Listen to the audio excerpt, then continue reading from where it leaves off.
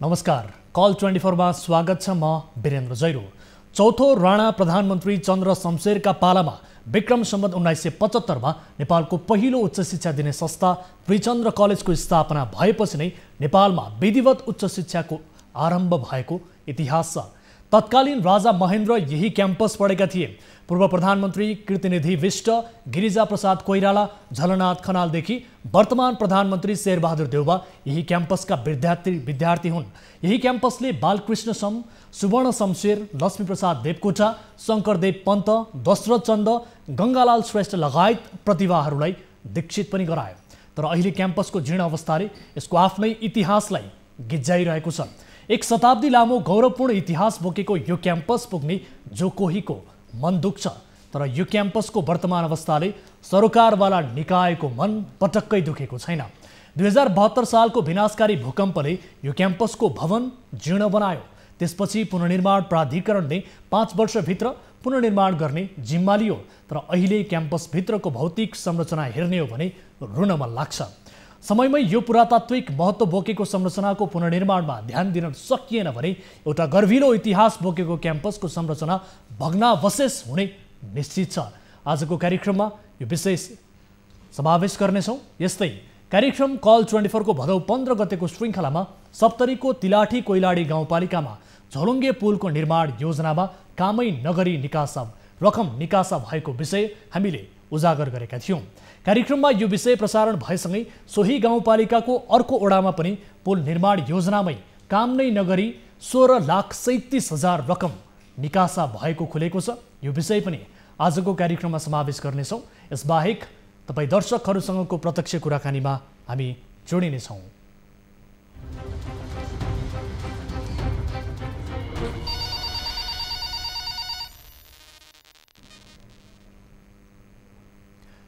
दर्शक महानुभावहरू, कार्यक्रम कल 24 पुनः श्रृङ्खलामा उपस्थित भइसकेका छौँ। विविध विषयसहित आज पनि कार्यक्रममा उपस्थित छौँ। आम सर्वसाधारणले उठान गर्नुभएका र विशेष गरी हामीलाई विभिन्न माध्यमबाट जानकारी गराउनु भएका विषयहरूलाई कार्यक्रममा समावेश गर्दै त्यसको समाधान खोज्ने प्रयास निरन्तर रूपमा कल 24 ले गर्दै आएको छ। र कुनै आपद विपदमा पर्नु भएको छ भने तपाईँले हाम्रो टोल फ्री नम्बर 1660112424, एनसेल नम्बर 9801572424 र एनटिसी अर्थात् भाइबर नम्बर 9884011037 मा कल गर्न सक्नुहुनेछ। र सँगसँगै आफ्नो समाजमा वरिपरि कहीँ कतै विशेष जानकारी पाउनु भएको छ, केही बेथिति विसङ्गति भइरहेका बारे, अनियमितता भ्रष्टाचारबारे विशेष जानकारी पाउनु भएको छ भने तपाईँले हामीलाई हाम्रो टेलिफोन सम्पर्कमा अथवा हामीसँग कार्यक्रममा प्रत्यक्ष रूपमा जोडिएर पनि तपाईँले जानकारी गराउन सक्नुहुनेछ। यति बेला कार्यक्रमको सुरुवातमै कोही दर्शक हामीसँग जोडिनु भएको छ, उहाँसँग कुराकानी गरौँ। नमस्कार, को बोल्दै हुनुहुन्छ, कहाँबाट? हजुर नमस्ते। हजुर, म प्रदेश नम्बर 2 जिल्ला मेरो सिरा कल्याणपुर नापा 11 बाट म लक्ष्मण शाह बोल्दैछु सर। लक्ष्मणजी, यहाँको समस्या चाहिँ के थियो बताउनुहोस् न। सर, हाम्रो समस्या के छ भन्दाखेरि हामीले नगरपालिकामा पाउनु सुविधा हामीले केही पनि पाएको छैनौँ। हजुर, जस्तै है, अनि प्लस फेरि 9 किलोमिटरको वरिपरि हामीलाई त्यही एउटा सडक टोकिहाल्यो भने नि हस्पिटल जानको लागि न त हामीलाई बाटो छ, न त गाउँमा नाला बनाएको छ। अहिलेसम्म वार्ड अध्यक्षलाई भन्दाखेरि टेर्दैनन्। आफ्नो निजी घरमा आफ्नो वडा कार्यालय अफिस राख्नु भएको छ उहाँले, राजेश्वर यादवज्यूले। हजुर, अब लक्ष्मणजी, जस्तो यो कल्याणपुर नगरपालिकाका विषयमा हामीले पटक पटक विभिन्न विषयमा रिपोर्ट पनि प्रसारण गरिरहेका छौँ र सँगसँगै सम्बन्धित निकायको ध्यानाकर्षण पनि गराइरहेका छौँ। यस नगरपालिकामा देखिएको बेथिति विरुद्ध हामी बोली पनि रहेका छौँ। त्यहाँका स्थानीय नागरिक पनि तपाईँ जस्तै अन्य दाजुभाइहरू पनि बोलिरहनु भएको छ। तर पनि सम्बन्धित निकायले यसतर्फ चासो नदिनु, विशेष गरी राष्ट्रिय सतर्कता केन्द्र, अख्तियार दुरुपयोग अनुसन्धान आयोगले यसमा ध्यान पुर्याउनु पर्ने हो। किन चाहिँ ध्यान पुर्याउन सकिएको छैन? त्यही अनि हामीले अब भर्खर एक्सन लियो नि युवाहरू मिलेर। हजुर, अनि ज्ञापन पत्र आज चाहिँ हामी यहाँ के अरे जिल्लामा एसपी कार्यालय, के अरे प्रशासन कार्यालय, सिडिओ अफिस, इलाका प्रहरी कार्यालय, मिर्चैया, कल्याणपुर सबै हामीले ज्ञापन पत्र बुझाइदिए भ्रष्टाचार विरुद्धमा। हजुर, उहाँले एउटा सार्वजनिक टोयलेट पनि सर हालेको छैन कि टोयलेटको पैसा पनि आइसक्यो। कल त्यत्रो आएको थियो। हजुर एउटा ठाउँमा एउटा कल पनि हालेको छैन। एउटा ठुलो मार्केट भन्ने ठाउँ हो यो कल्याणपुर नापा 11 सेन्टर पोइन्ट हो यो 12वटा गाउँको वडाको हजुर मेन ठाउँ भनेको कल्याणपुर नगरपालिका। हजुर अब तपाईले यति बेला लक्ष्मणजी तपाईले ठ्याक्कै राख्न खोजेको समस्या तपाईले गर्न खोजेको गुनासो चाहिँ विशेष गरी यो नगरपालिका भित्र चाहिँ के हो, के कुरा चाहिँ गलत भइरहेको छ भन्ने तपाईलाई लागेको छ स्पेसिफिक रूपमा? एकदम त्यहाँ नगरपालिका भित्र भन्नलाई टाइममा हाकिमहरू आउँदैनन्। के अरे अतिरिक्तले पनि पर्सनल अफिसले सिरामा राखेको छ। हजुर के कुनै यस्तो दुःख परेको पीडा परेको कुनै जनता गयो भने त नगरपालिकामा प्रमुख हुँदैन। अतिरिक्तले भन्छ आइज यहाँ अफिसमा आऊ भन्नालाई वास्ता त्यति गइले गर्दैन कि। हजुर अनि बाटोमा तपाईँ एकचोटि प्रत्यक्ष आउनुहोस्, गाउँमा के अरे सोध्नुहोस्, पुरा स्थानीयहरूलाई एकदम गुनासो दिन्छ। सबैले गाली पनि उहाँलाई गर्दै हुनुहुन्थ्यो। हजुर हाम्रो वाडाध्यक्ष यस्तो गर्यो, एउटा गाउँलाई विकास गर्न सकेन, गाउँ आफ्नो ठाउँ आफूले बसेको ठाउँ गर्न सकेको छैन भने यो कसरी वाडाध्यक्षमा बहिरो? हस्, तपाईँले आफ्नो गुनासो राख्नुभयो, म तपाईँलाई धन्यवाद दिन चाहन्छु। र सँगसँगै हामीले सम्बन्धित नगरपालिकाका जो हुनुहुन्छ वडा नम्बर 11 का राजेश्वर राय यादव उहाँलाई पनि हामीले जोड्ने प्रयास राजेश्वर यादव हो। हजुर हो, उहाँलाई जोड्ने प्रयास गरेका थियौँ। उहाँ बैठकमा व्यस्त हुनुहुन्छ भन्ने किसिमको खबर उहाँले हामीलाई दिनुभएको छ। खैर यो विषयलाई हामी फलोअप गर्नेछौँ र अन्य प्रतिनिधिहरूलाई पनि हामी टेलिफोन सम्पर्क गर्ने प्रयास गरिरहेका छौँ। तपाईँले जुन गुनासो राख्नु भएको छ उपमेयरज्यूलाई हामी टेलिफोन सम्पर्क मार्फत कुराकानी गर्ने प्रयास गरिरहेका छौँ। रोहिणी कुमारी यादव उहाँलाई हामी टेलिफोन सम्पर्कमा जोड्छौँ। तपाईँ एकैछिन होल्डमा रहनुहोला, उहाँले फोन उठाउनु भयो भने हामी उहाँसँग कुराकानी पक्कै पनि गर्नेछौँ। अहिले अब तपाईँहरूले विशेष गरी लक्ष्मणजी म तपाईँलाई सोध्न चाहन्छु, तपाईँहरूले अहिले नगरपालिका विरुद्ध आफ्नो आवाजलाई बलियो बनाइरहँदा के कस्ता किसिमका गतिविधिहरू गरिरहनु भएको छ? तपाईँहरू कहाँ कहाँ पुग्नुभयो, कुन कुन निकायसम्म पुग्नुभयो र ती निकायले चाहिँ तपाईँहरूलाई दिएको जवाफ चाहिँ के हो? हामीले सम्पूर्ण युवा मिलेर भन्नालाई 100 जना 200 जना युवा मिलेर होइन हामीले हजुर के अरे सहन सकेनौँ। बजारमा केही कुचो लगाउँदैनन्, नत्र ट्र्याक्टर आउँछ कचरा फोहोर उठाउन है। हजुर डस्टबिन पनि बजारमा हालेको छैन, नाला भने छँदै छैन, ठाउँ ठाउँमा हिलो छ। हजुर अनि त्यही विषयवस्तुले हामीले नगरपालिका गयौँ, नगरपालिकाभित्र हामीले कचरा पनि थुपारिदियौँ। हजुर तपाईँहरूले लाज लाग्दैन? अनि वाडा अध्यक्षले मसँग क्वेसन गर्नु वाडा सदस्यको काम के हो र मैले भने होइन। हजुर के को तलब वडा सदस्यले के कहेछ र के को तलब खान्छ? अनि मसँग क्वेसन गर्नुभयो वाडा अध्यक्षले, के तिमीले तलब दिइरहेको छौ र? अनि मैले भने हाम्रो जनताको तलब त हो नि, तपाईँ त आफ्नो त खेत बेचेर त दिनुहुन्न नि तलब। हस् ठिक छ, अहिलेका लागि म तपाईँसँग छुट्टिन्छु। सम्बन्धित निकायको पक्कै पनि फेरि पनि हामी ध्यान आकर्षण गराउनेछौँ। तपाईँले आफ्नो समस्या राख्नुभयो, धेरै धेरै धन्यवाद। हस् सर, थ्याङ्क यू। तर यति चाहिँ विश्वास छ सर, प्लिज हाम्रो गाउँ चाहिँ यसो भ्रष्टाचारले कल्याणपुर नगरपालिका चाहिँ म तपाईँलाई गुहार गर्छु, यति चाहिँ रोकिदिनुहोस् प्लिज, धेरै भ्रष्टाचार भइरहेको छ अति। हस्, म धन्यवाद दिन चाहन्छु। दर्शक महानुभावहरू, सिराहाको कल्याणपुर नगरपालिकाका विषयमा हामीले पटक पटक रिपोर्ट प्रसारण गरिरहेका छौँ। त्यहाँ देखिएको व्यतिथि विसङ्गति र सँगसँगै कतिपय योजनामा भइरहेका अनियमितताबारे हामीलाई जानकारी आएसँगै हामीले रिपोर्ट मार्फत पनि प्रस्तुत गरेका छौँ र त्यसको जवाबदेहिता सम्बन्धित निकायबाट लिने प्रयास पनि गरेका छौँ र सँगसँगै सम्बन्धित निकायको ध्यान आकर्षण पनि बारम्बार गराएका छौँ। यति हुँदाहुँदै पनि यो नगरपालिकाभित्र व्यतिथि कम हुनुको साटो उल्टै झाँगिँदै गएको अवस्था छ र यसतर्फ सम्बन्धित निकायको फेरि पनि ध्यान आकर्षण होस्, किनभने स्थानीयले बारम्बार पटक पटक त्यहाँ नगरपालिकामा विभिन्न शीर्षकमा देखिएको र विभिन्न गतिविधिमा देखिएको बेवास्ता, लापरवाही, अनियमितताबारे उहाँले जानकारी गराइ नै रहनु भएको छ। र यति बेला हामीले टेलिफोन सम्पर्कमा ल्याएका छौँ कल्याणपुर नगरपालिकाकै प्रमुख प्रशासकीय अधिकृत जय प्रसाद दास हाम्रो सम्पर्कमा जोडिनु भएको छ। जय सर, स्वागत छ यहाँलाई कार्यक्रममा। हजुर, अब नगरपालिका विवाद रहित हुन सकिरहेको छैन। पटक पटक हामीले नगरपालिकामा देखिएको व्यतिथि विसङ्गतिबारे आवाज उठाइरहेका छौँ। स्थानीय नागरिकले गुनासो गरिरहेका छन्। यो तपाईँहरूको लापरवाही किन बढिरहेको छ सर? नगरपालिकाभित्र एउटा सुशासनको जुन किसिमको यो शब्द छ नि, यो शब्द पनि सुन्न सकिने स्थिति छैन। यो शब्दको खिल्ली उडाइरहनु भएको छ। के हो सर यो?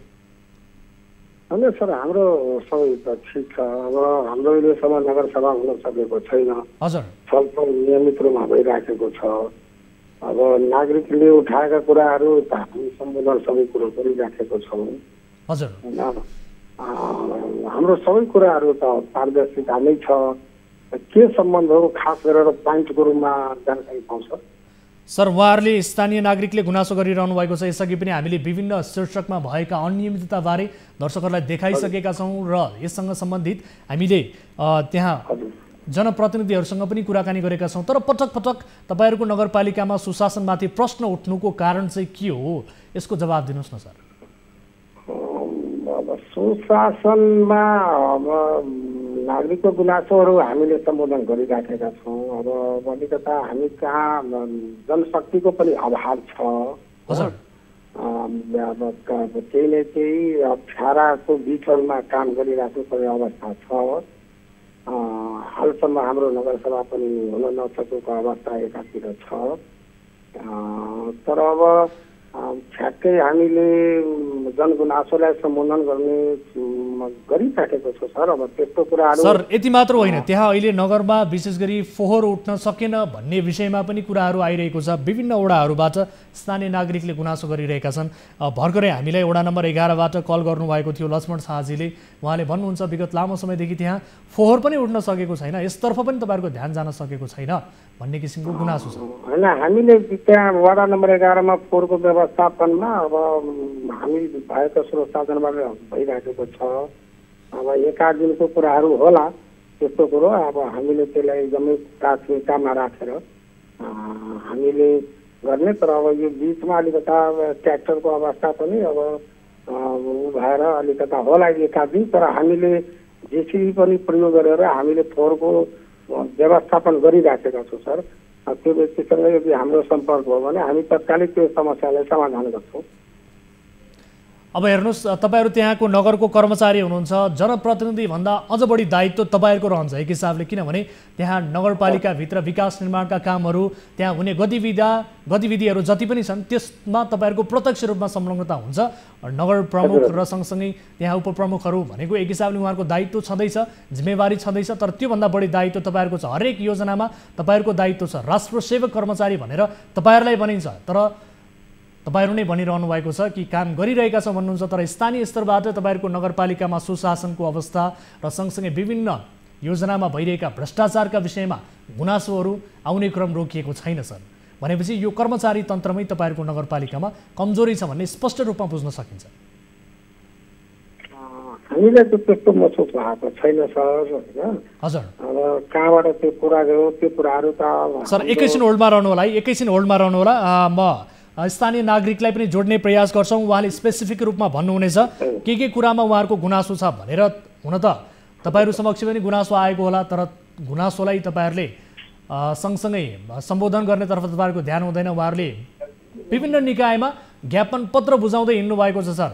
वडा अध्यक्षज्यूलाई भेट्नु भएको छ, सँगसँगै मेयरज्यूलाई भेट्नु भएको छ, उपमेयरज्यूलाई भेट्नु भएको छ।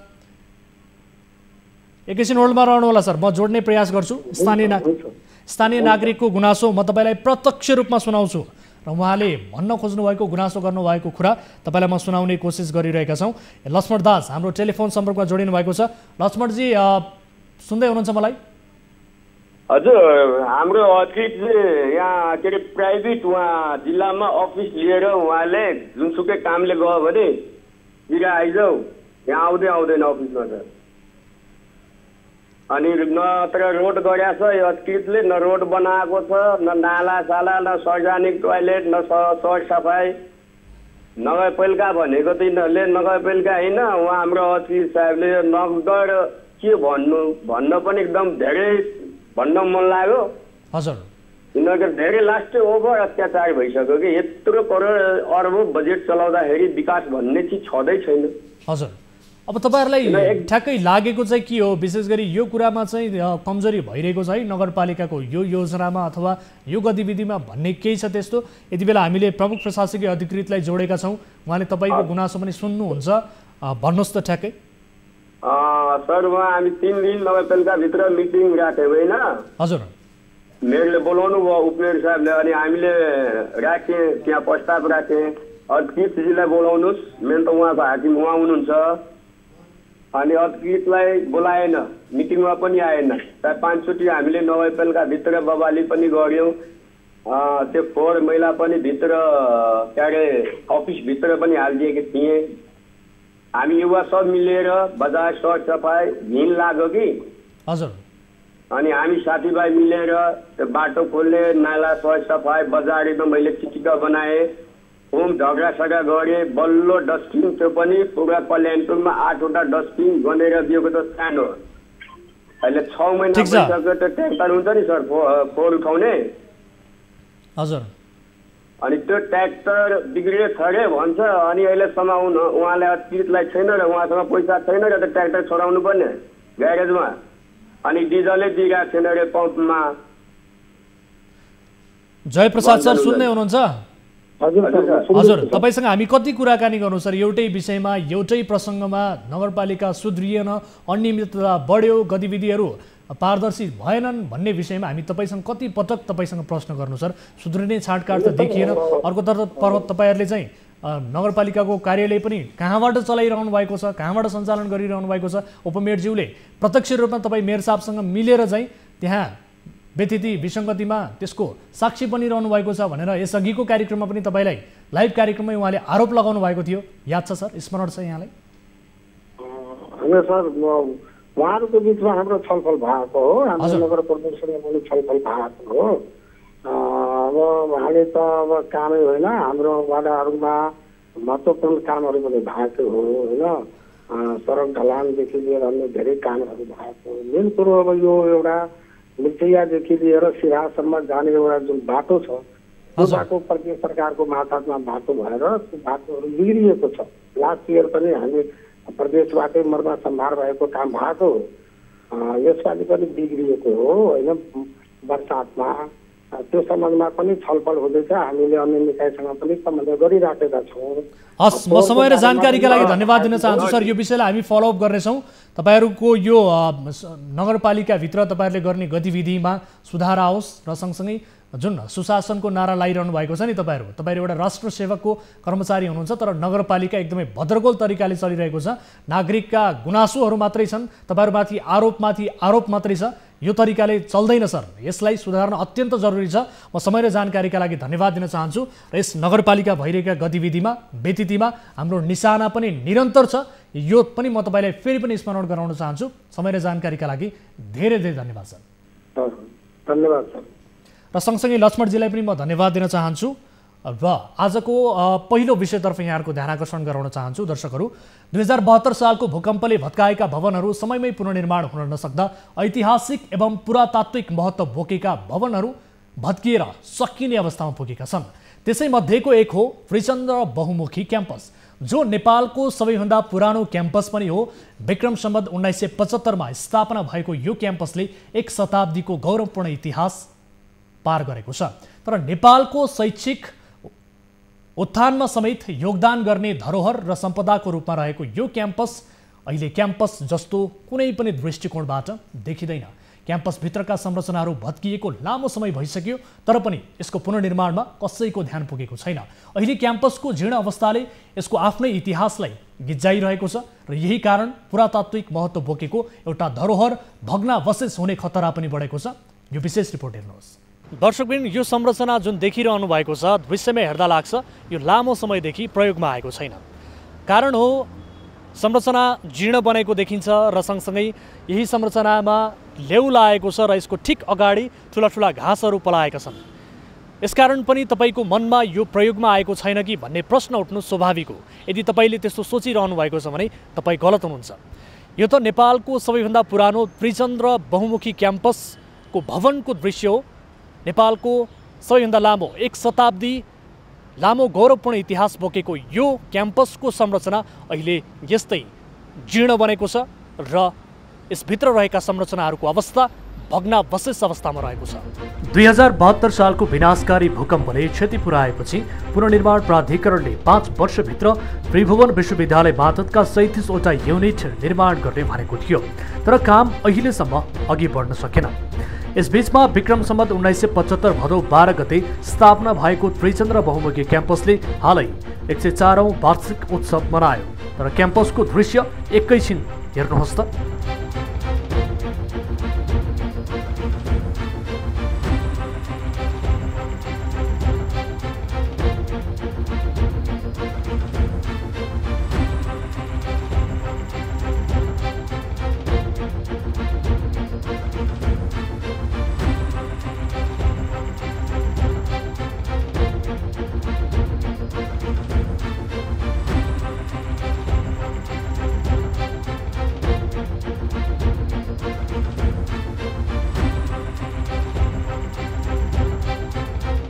प्राधिकरणले निर्माण गरिसक्ने भनेको यो 5 वर्षको अवधिमा क्याम्पसको 3 तले पुरातात्विक भवन झन जीर्ण बनेको छ। तर पनि भवनको जीर्णोद्धार गर्नेतर्फ सरकारले ध्यान दिएको छैन। अलि हामीलाई पनि दुःखै लाग्छ। अब हेर्नुहोस् न, यो यस्तो छ होइन। अब हामी पहिला यो भुइँचालो भन्दा अगाडिसम्म अब हामीले पनि यहीँ अध्ययन गरेको, मेरो डिपार्टमेन्ट पनि यहीँ माथि थियो। अब पहिला भन्दा त अहिले त एकदमै अब आउनै यहाँ बस्न त आनन्द छ, तर अब सेक्योर छैन बिल्डिङहरू। अब आफूले बनाउनु त कहाँ छ। सरकारले अब राजाले बनाएको बिल्डिङ पनि संरक्षण नगरेर हेर्नुहोस् त्यता भत्किन गइरहेछ बिल्डिङ, त्यता ध्वस्त छ। अब फेरि भुइँचालो पढ्दै आयो भने विद्यार्थी कति मर्लान् के होलान्, जे नि जोखिम आउन सक्छ। क्याम्पसको यस्तो अवस्था देख्दा अहिले सबैको मन दुखेको छ, तर सरोकारवाला निकायलाई वास्ता नै छैन। देशको सबभन्दा शिक्षाको जननी थलो, अरू भन्दा अलि गुज्रेको जुन शैक्षिक माफियाहरूले प्राइभेट कलेज मात्रै बनाउने र यो जुन हाम्रो त्रिभुवन युनिभर्सिटीको निकायमा बस्ने, शिक्षा मन्त्रालय हेर्ने, सबै अब नजरै परेन। यहीँबाट उत्पादन भएर देशको प्रधानमन्त्री पनि अहिले यहीँको उत्पादन हुनुहुन्छ। तैपनि अब उहाँहरूलाई यो कुरामा चासै छैन क्या, कसरी आफ्नो राम्रो बनाउने भन्दा अरू ध्यानै भएन उहाँहरूलाई। लुट्ने, देश लुट्ने। अहिले क्याम्पसका भुइँ भित्तामा लेउ लागेको छ भने भवन वरिपरि झारले घेरिएको छ। देशको पहिलो उच्च शिक्षालयले अहिले यस्तो दुरावस्था भोगिरहेको देख्दा सरकारी उदासीनताले हद पार गरेको महसुस हुन्छ। दर्शकबिन, नेपालकै सबैभन्दा पुरानो अनि एउटा बेग्लै इतिहास बोकेको यस त्रिचन्द्र कलेजको परिसरमा अहिले यसरी ठुला घाँसहरू पलाइरहेका छन्। चारैतिर घाँसहरू छन् र अर्कोतर्फ 2072 सालको विनाशकारी भूकम्पले यहाँका संरचनाहरूमा क्षति पुगेपछि अहिले कलेजभित्र रहेका संरचनाहरू भग्नावशेष अवस्थामा देखिन्छन्। तर पनि यति धेरै लामो समय भइसक्दा पनि यसको पुनर्निर्माण गर्ने र यो संरचनालाई बनाउनेतर्फ सम्बन्धित निकायको भने ध्यान पुगेको छैन।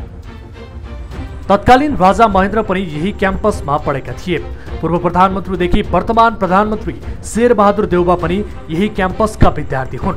यही क्याम्पस पढेकाहरू अहिले देशको उच्च ओहदामा छन्, तर आफू अध्ययन गरेको धरोहरलाई सम्झिने फुर्सद उनीहरूलाई छैन।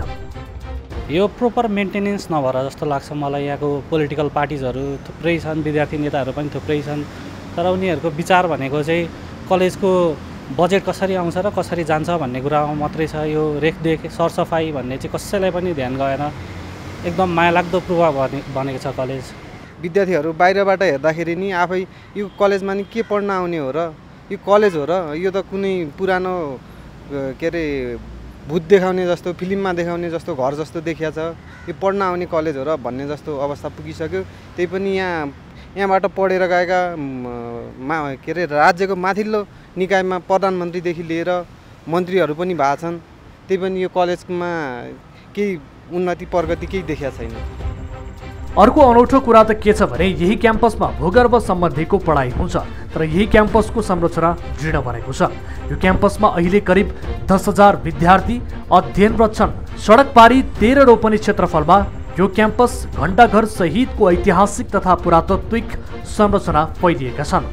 राजा त्रिभुवनले 1976 असोज 27 गते चाँदीको तालचा र चाँदीकै साँचोले खोलेर कलेज भवनको उद्घाटन गरेका थिए। संघीय राजधानीको केन्द्रबिन्दुमा रहेको यो जेठो क्याम्पसमा आर्थिक विपन्न, दूरदराजका, द्वन्द्व पीडित, अपाङ्गता भएका लगायतले निःशुल्क रूपमा पढ्न पाउँछन्। त्यसैले यो ऐतिहासिक धरोहरको संरक्षणमा सबैले चासो दिनुपर्ने बेला आइसकेको छ। दर्शक महानुभावहरू, त्रिचन्द्र बहुमुखी क्याम्पस त्रिभुवन विश्वविद्यालय भन्दा पनि धेरै जेठो क्याम्पस हो र नेपालको उच्च शिक्षाको धरोहरले विशेष गरी 104 वर्षसम्म निरन्तर उच्च ताराको रूपमा बलेर आएको दियोको रूपमा उच्च शिक्षालाई फैलाउन मद्दत गरिराखेको छ। त्यसैले त्रिचन्द्र क्याम्पसको यो धरोहरलाई संरक्षण गरेर अगाडि बढाउनु पर्ने हामी सबैको दायित्व पनि हो। सोही कारण यो विषयलाई हामीले कार्यक्रममा समावेश गरेका छौँ। यति बेला यसै विषयमा थप कुराकानी गर्न हामीसँग विद्यार्थी लोक प्रसाद शिवाकोटी जोडिनु भएको छ। लोकजी, स्वागत छ यहाँलाई कार्यक्रममा। लोकजी, यहाँलाई स्वागत छ कार्यक्रममा। हेलो हजुर, यहाँलाई स्वागत छ कार्यक्रममा। धन्यवाद हजुर। हजुर, अब यो त्रिचन्द्र बहुमुखी क्याम्पसको जुन जीर्ण अवस्था छ अहिले, यो क्याम्पसको दुरावस्थाका विषयमा हामीले रिपोर्ट पनि प्रसारण गऱ्यौँ र यस विषयमा तपाईँलाई भन्नु चाहिँ के छ? यहाँ के बुझेन? तपाईँहरूले यस विरुद्धमा आवाज पनि उठाइरहनु भएको छ। दर्शक महानुभावहरू, विद्यार्थीलाई जोड्ने प्रयासमा थियौँ। उहाँहरूले यस विषयमा केही विशेष कार्यक्रमको आयोजना पनि गर्ने जानकारी दिनुभएको छ आजै, र सोही कार्यक्रमका विषयमा पनि उहाँहरू हामीलाई जानकारी गराउने कोसिस गरिरहनु भएको छ। विद्यार्थीको तहबाट उहाँहरूले पहल गरिरहनु भएको छ, क्याम्पसको तर्फबाट पहल भइरहेको छ।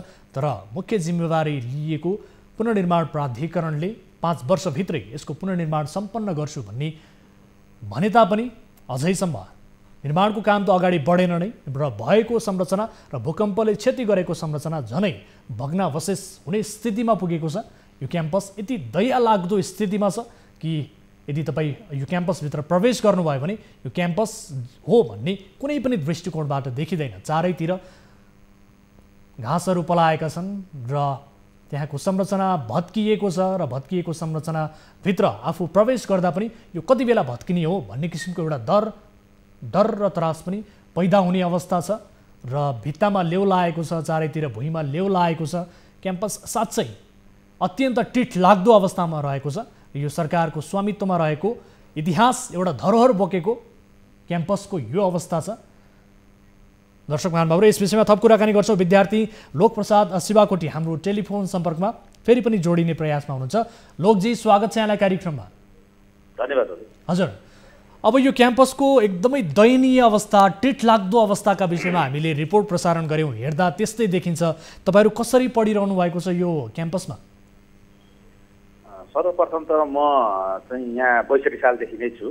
62 सालदेखि यो कलेजमा निरन्तर हामी विद्यार्थी सङ्गठनको हक र हितका लागि सधैँ बोलिरहेका थियौँ र यो पिछिल्लो आवारमा भूकम्प पछाडि यो कलेजको जीर्ण स्थिति भयो र हामीले बारम्बार चाहिँ त्रिभुवन विश्वविद्यालय र हामीले त्रिभुवन विश्वविद्यालय मार्फत हामीले पुनर्निर्माण प्राधिकरणसँग पनि बारम्बार कुरा गरिरहेका थियौँ र हाम्रो बिचमा संवाद भइरहेको थियो र उहाँहरूले सधैँ के भन्नुहुन्छ भने यो यस्तो स्थितिमा चाहिँ पढ्न विद्यार्थीलाई राख्न मिलिरहेको छैन, तपाईँहरूले यसलाई सहज बनाइदिनुहुन्छ भन्ने कुरा लिएर हामी आएका छौँ र हामी उहाँसँग बारम्बार गइरहेका छौँ सुशील ग्यावलीसँग भेट्नलाई। उहाँहरूले सधैँ हामी यो कलेजलाई चाहिँ फर्स्ट प्रायोरिटी दिएर राखिरहेको छौँ, यसलाई हामी बनाउँछौँ भनेर भनिरहनु भएको छ।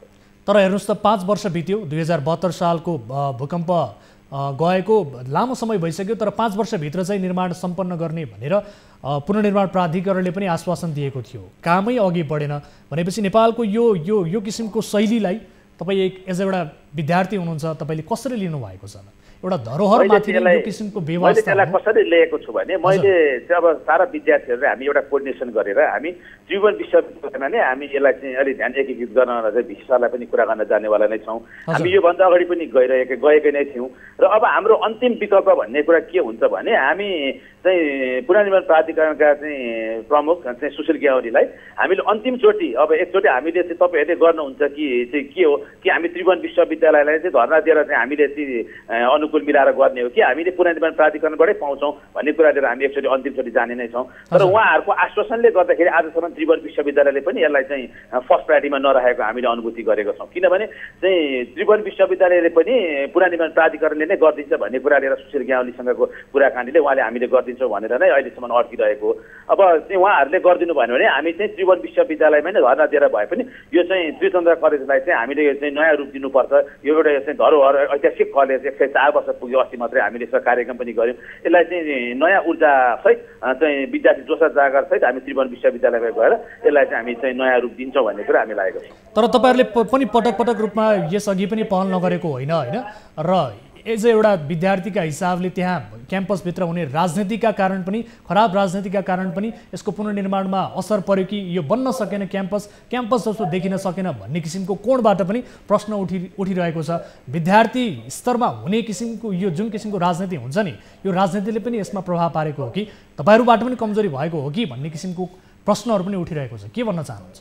होइन, यसमा हामी चाहिँ सबै 3 विद्यार्थी सङ्गठन जसमा अन्डा सोभ्यू चाहिँ अखिल क्रान्तिकारी र नेभी सङ्घ हामी चाहिँ यसमा धेरैचोटि बसेका थियौँ र हामीले विद्यार्थी सङ्गठनको चाहना हाम्रो चाहिँ विश्वास नै विद्यार्थीको हक र हितको लागि हामीले चाहिँ गरिदियो। त्यसमा चाहिँ यसै कलेजमा चाहिँ तपाईँको 104 वर्ष पुगेको यसमा चाहिँ विद्वान वर्गदेखि लिएर राजनीतिका उच्च पदमादेखि लिएर चाहिँ इन्जिनियरदेखि लिएर सारा चाहिँ यही कलेजमा पढेर जानुभएको छ। उहाँहरूलाई पनि हामीले एक किसिमको आवाज दिएर चाहिँ यसलाई अगाडि बढाउनुपर्छ।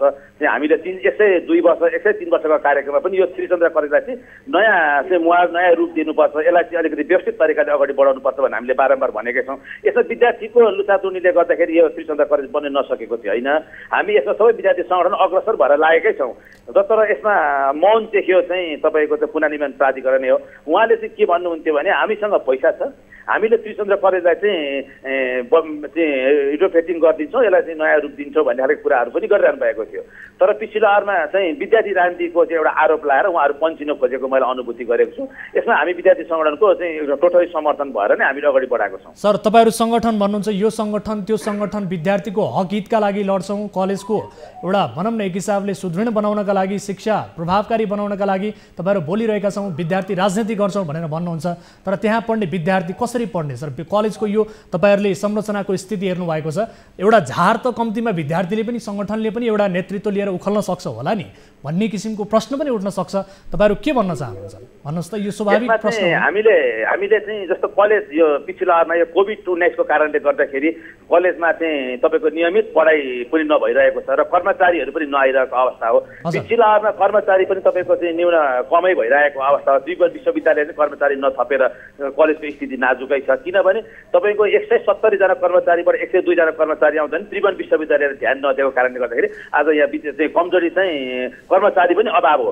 तर त्यो अभाव हुँदै गर्दाखेरि पनि सधैँ विद्यार्थी सङ्गठनले चाहिँ एक किसिमको चाहिँ सन्देश दिँदै आएको पनि थियो। सधैँ कुरा चाहिँ विद्यार्थी सङ्गठनले चाहिँ एउटा सरसफाइका कार्यक्रमहरू बारम्बार गरिरहेको थियो, जस्तो कर्मचारीले गर्ने कुराहरूलाई विद्यार्थी सङ्गठनले नै लिएर चाहिँ अगाडि बढाइरहेको छ। तर पिछिल्लो आवरमा कोभिड-19 को कारणले गर्दाखेरि कलेजहरूमा चाहिँ राजनीति सक्रिय नभएको, चाहिँ आफै डिस्टेन्स मेन्टेन गरेर बाहिर बस्नुपर्ने कारणले गर्दाखेरि पनि हामीले सरसफाइ गर्न नपाएको अवस्था हो। सर, यो त बहाना भयो, तपाईँहरूले इनिसिएसन लिएको भए अहिले पनि त्यहाँ पढाइ हुन्छ। आज बिहानै पनि हामी पुगेका छौँ, विद्यार्थीहरू पढिरहेका थिए। त्यो भग्नावशेष भवनको डर कति बेला भत्किन्छ भन्ने डर त छँदैछ। एकातर्फ त्यहाँ बाहिर झारहरू जुन किसिमले पलाएका छन् त्यो कलेज जस्तो नै देखिँदैन, कति बेला सर्प किरा आएर टोक्छ भन्ने किसिमको डर पनि छ। कम्तीमा यो कुरालाई म्यानेज गर्नका लागि तपाईँहरूको राजनीति त काम गर्नु पर्यो नि त्यहाँ, होइन सर? होइन सर, सरले भनेको कुरा ठिक हो। तर यहाँ के छ भने कलेजमा अहिले पढाइ ठप्प छ।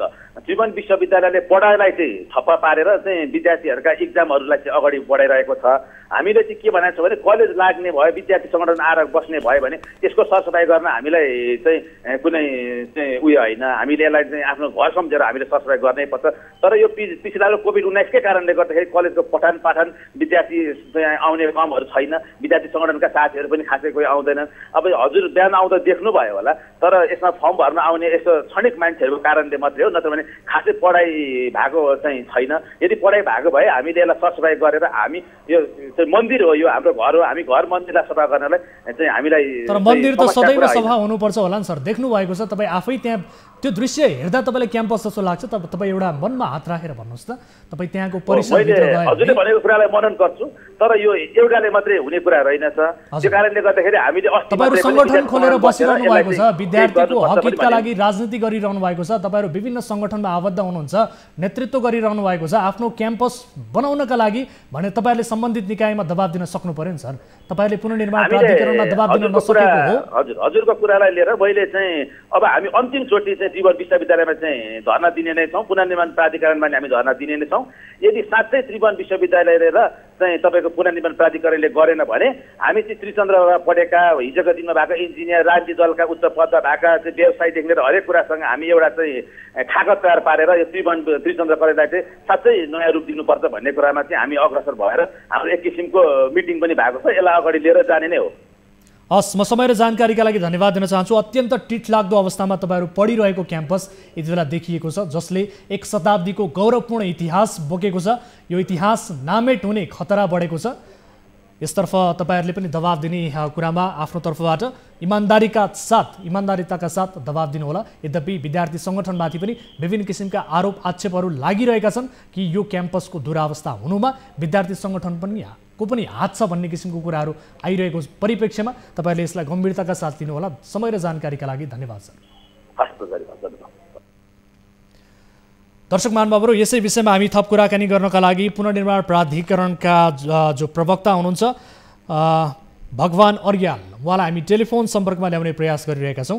यद्यपि उहाँसँग हाम्रो सम्पर्क हुन सकिरहेको छैन र सँगसँगै प्रिभी उपकुलपति धर्मकान्त बास्कोटालाई पनि हामी टेलिफोन सम्पर्क गर्ने प्रयास गरिरहेका छौँ र पुनर्निर्माण प्राधिकरणले 5 वर्षभित्र यसलाई पुनर्निर्माण गरिसक्ने भनेर भनेको थियो, तर अझै पनि यसको काम अगाडि बढ्न सकेको छैन। सरकारको प्राथमिकतामा यो क्याम्पसको पुनर्निर्माण हुने कुरा पर्न सकेको छैन, जसका कारण क्याम्पस एकदमै दुरावस्थामा छ, अत्यन्त टिठलाग्दो अवस्थामा छ।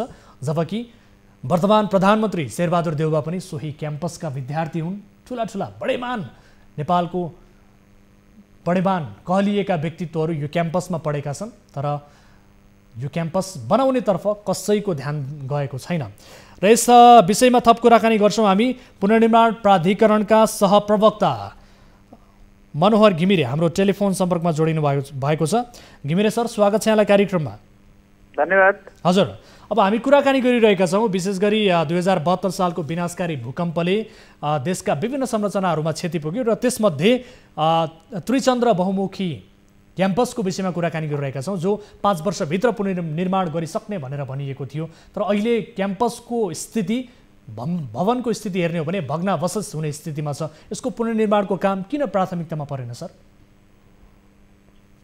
यसो त अब यो मलाई अब जानकारी त्यति छैन होइन, तपाईँले ठ्याक्कै फोन गरेर भन्नुभयो। अब यो पुनर्निर्माणले हाम्रो पुनर्निर्माण अन्तर्गतका विभिन्न इकाइहरू छन्, ती इकाइहरूले कार्यान्वयन गर्छन्, प्राधिकरणले आफै इम्प्लिमेन्टेसन गर्दैन। अब त्रिचन्द्रको सन्दर्भमा के भइरहेको छ भन्ने कुरा म अहिले चाहिँ जानकार छैन। सर, तपाईँलाई जानकारी हुँदैन? तपाईँ एज एउटा सहप्रवक्ता हुनुहुन्छ, पुनर्निर्माण प्राधिकरणमा काम गरिरहनु भएको छ। भूकम्पपछि पुनर्निर्माण नभएका संरचनाहरूको अवस्था के छ भनेर बेसिक इन्फर्मेसन त तपाईँसँग हुनुपर्छ होला। अब अहिले तपाईँ हामी पुनर्निर्माणको हाम्रो निर्देशक समिति लगायतको सबै बैठकले चाहिँ अब यो अहिले हाल प्राधिकरणका कामहरू सम्बन्धित मन्त्रालयहरूमा विभागहरूमा हस्तान्तरण गर्ने भनेर निर्णय गरिसकेको अवस्था छ। त्यो भएर अहिले हाम्रो तर्फबाट काम चाहिँ भइरहेको छैन होइन। अहिले त्यसको अहिले त तपाईहरुले यो निर्णय गर्नुभयो, तर विगत ठ्याक्कै त्यसको बारेमा म जानकार चाहिँ छैन अहिले। सर, विगत 5 वर्षदेखि भनौँ न 2072 सालको भूकम्पपछि जो क्षतिग्रस्त संरचनाहरू थिए, जस्तो अब काठमाडौँकै उदाहरण दिने हो भने रानी पोखरी बनिसक्यो, धरहरा बनिसक्यो र विभिन्न विद्यालयहरू बनेका छन्, तर यो एउटा गौरवपूर्ण इतिहास बोकेको क्याम्पसतर्फ भने किन ध्यान जान सकेन सर? यो बेसिक इन्फर्मेसन त तपाईँसँग हुनुपर्ने होला नि। निर्णय पो बल्ल गरियो त सर, तर लामो समय भइसक्यो। तपाईँको विभिन्न विद्यालयहरू होइन, हामीले करिब 7,553 विद्यालयहरू, त्यसपछि तपाईँको विभिन्न के अरे क्याम्पसहरू, भवनहरू बनाएका छौँ। हाम्रा 7,553 विद्यालयमध्ये 89% विद्यालयहरू सम्पन्न भएको अवस्था छ। अब स्पेसिफिक त्रिचन्द्र क्याम्पसको सन्दर्भमा चाहिँ के कारणले त्यो काम सुरु हुन सकेन, वा त्यो अब हाम्रो यो प्राधिकरणको उसमाबाट किन अगाडि बढ्न सकेन भन्ने कुरामा म अहिले चाहिँ तपाईँको इन्फर्मेसन नभएको हुनाले तपाईँ नियुक्त हुनुभएको कति भयो सर? भन्न खोजेको। तपाईँले यो जिम्मेवारी सम्हाल्नु भएको कति भयो सर? होइन, जिम्मेवारी सम्हाल्नु भन्दा पनि त्यो अब हामीले सिधै इम्प्लिमेन्टेसन गर्दैनौँ, त्यसकारण मलाई त्यो इन्फर्मेसन नहुन सक्छ नि त। पुनर्निर्माणको होइन, तपाईँ जिम्मेवारी सम्हाल्नु भएको कति भयो सर? एउटा थाहा हुन्छ भन्ने छैन नि त फेरि। सर, तपाईँ जिम्मेवारी सम्हाल्नु भएको कति भयो सर? एकपटक बताइदिनुहोस् न। तपाईँले एउटा सहप्रवक्ता जस्तो एउटा महत्त्वपूर्ण जिम्मेवारी सम्हालिरहनु भएको छ भने तपाईँ सूचना अधिकारी हुनुहुन्छ, सूचना दिने अधिकारी हुनुहुन्छ, तपाईँसँग सूचना हुँदैन भने तपाईँ के दिनुहुन्छ? सूचना मसँग ह्यान्ड रेडिमेड हुन्छ र तपाईँको? हजुर, रेडिमेड सूचना हुँदैन नि त। तपाईँले मलाई पूर्व जानकारी दिएर सम्पर्क गर्नुभएको भए म सबै सूचना सर, यो रेडिमेड सूचना दिनुपर्ने विषय हो नि सर। पुनर्निर्माणको काम किन अगाडि बढ्न सकेन भन्ने प्रश्न हो ल। यो बेसिक प्रश्नको जवाब दिनुहोस् न सर। त्रिचन्द्र बहुमुखी क्याम्पसको समग्र पुनर्निर्माणको बारेमा भन्न सक्छु, तर अब त्यो चाहिँ त्रिचन्द्र क्याम्पसको स्पेसिफिक समस्या के छ भन्ने कुरा मसँग प्रत्यक्ष सम्पर्कमा नभएको विषयवस्तु भएको हुनाले म तपाईँलाई डिटेलमा भन्न सक्दिनँ भनेर भनेको। सर तपाईहरुसँग यो पुनर्निर्माणको बारेमा भन्नुस् त्यो त म भन्छु नि त। जस्तै हामीले तपाईको सर हामीले धेरै टाढाको विषयको कुरा गरे पनि होइनौ, धेरै टाढाको विषय कुरा गरे हैनौ। काठमाडौँको केन्द्रमा रहेको संघीय राजधानीको यो केन्द्रमा रहेको र सँगसँगै तपाईहरुको अफिसको नजिकै रहेको एउटा संरचनाको कुरा गरिरहेका छौं, धेरै टाढाको कुरा गरेका छैनौं। यसो विश्वविद्यालयको पुनर्निर्माण हाम्रो विश्वविद्यालय अनुदान आयोगले हेर्छ हैन? हजुर, विश्वविद्यालय अनुदान आयोगले त्यसलाई तपाईको प्राथमिकतामा राखेर उसले तपाईको बजेट विनियोजन गरेर कार्यान्वयन गर्ने निकाय त त्यो हो। अब त्यसले के गरिरहेको छ, कसरी गरिरहेको छ भन्ने कुरा मसँग चाहिँ इन्फर्मेसन छैन भनेर मैले तपाईलाई भनिरहेको अवस्था छ। सर ठिक छ, अब तपाईहरुको कार्यालय नजिकैको संरचना एउटा गौरवपूर्ण इतिहास बोकेको संरचनाको विषयमा पुनर्निर्माण किन हुन सकेन भन्ने इन्फर्मेसन तपाईले दिन सक्नुहुन्न भने तपाईबाट म धेरै कुराको अपेक्षा गर्दिन। समय र जानकारीका लागि यहाँलाई धेरै धन्यवाद सर। दर्शक महानुभावहरु, पुनर्निर्माण प्राधिकरणले 5 वर्षभित्र सम्पन्न गर्ने लक्ष्यका साथ यसलाई बनाउने भनेर भनेको थियो, तर यो कहाँ रोकियो, किन रोकियो भनेर प्रश्न गर्दा सूचना अधिकारीलाई यस विषयमा जानकारी छैन। जबकि पुनर्निर्माण प्राधिकरणको कार्यालय भन्दा केही पर मात्रै त्रिचन्द्र बहुमुखी क्याम्पस रहेको छ र नजिकैको संरचनाको स्थिति अवस्था किन बन्न सकेन भन्ने जानकारी उहाँहरूले दिन सक्नुहुन्न, यसको जवाफदेहिता दिन सक्नुहुन्न भने गाउँ-गाउँमा धेरै भूकम्पले क्षति पुर्याएका पुनर्निर्माणहरू छन्। ती पुनर्निर्माण पूर्वाधारको पुनर्निर्माणमा के भइरहेको छ भन्ने इन्फर्मेसन कसरी पाउने, यो अत्यन्त गम्भीर प्रश्न पनि यति बेला उब्जिएको स्थिति छ। र यसै विषयमा हामीले कुराकानी गर्नका लागि त्रिभुवन विश्वविद्यालयका उपकुलपति धर्मकान्त बास्कोटासँग टेलिफोन सम्पर्क गर्ने प्रयास गऱ्यौँ, उहाँले हाम्रो फोन उठाउनु भएन, उहाँको व्यस्तता हुनसक्छ। र सँगसँगै पुनर्निर्माण प्राधिकरणका जो प्रवक्ता हुनुहुन्छ भगवान अर्याल, उहाँसँग पनि हामीले टेलिफोन सम्पर्क मार्फत यसको जानकारी लिने प्रयास गरेका थियौँ, उहाँसँग पनि फोन उठाउनु भएको छैन। र सँगसँगै टियुका जो प्रवक्ता हुनुहुन्छ योगेश प्रसाद दाहाल, उहाँसँग पनि कुराकानीको प्रयास गऱ्यौँ, उहाँले पनि फोन उठाउनु भएन। यसरी सम्बन्धित निकायले प्रश्न उठाउनु भएको छैन र यो विषयमा हामी कुराकानी गर्नेछौँ। र केही विद्यार्थीहरूले हामीलाई जानकारी दिएअनुसार आज पनि यस विषयमा दबाब दिने केही कार्यक्रम छ भनेर भन्नुभएको छ। यो विषयलाई हामी फलोअप गर्नेछौँ र सम्बन्धित निकायको गम्भीर रूपमा हामी ध्यान आकर्षण गराउन चाहन्छौँ कि एउटा गौरवपूर्ण इतिहास बोकेको र ठुला बडेमान नेताहरू पनि पढेको यो विद्यार्थी र पूर्व राजाहरू समेत पढेको यो विद्यालयको क्याम्पसको स्थिति अहिले भग्नावशेष हुने स्थितिमा छ र एउटा इतिहास नामेट हुने खतरा पनि बढेको छ। यसतर्फ सम्बन्धित निकायको ध्यान आकर्षण होस् भन्दै आजका लागि अन्य विषयहरू पनि थिए, यी विषयहरू प्रस्तुत हामी आगामी श्रृङ्खलामा गर्दै जानेछौँ र यो विषयलाई पनि हामी फलोअप गर्नेछौँ भन्दै कार्यक्रमको निर्धारित समय सकिएको छ। कुनै आपद विपदमा पर्नु भएको छ, हाम्रो टोल फ्री नम्बर 1660 11 24 24, एनसेल नम्बर 98 015 7 24 24 र भाइबर नम्बर 98 84 011 037 मा तपाईँले कल गर्न सक्नुहुनेछ भन्दै आजका लागि बिदा हुन्छौँ। हामी निरन्तर न्युजमा छौँ। नमस्ते।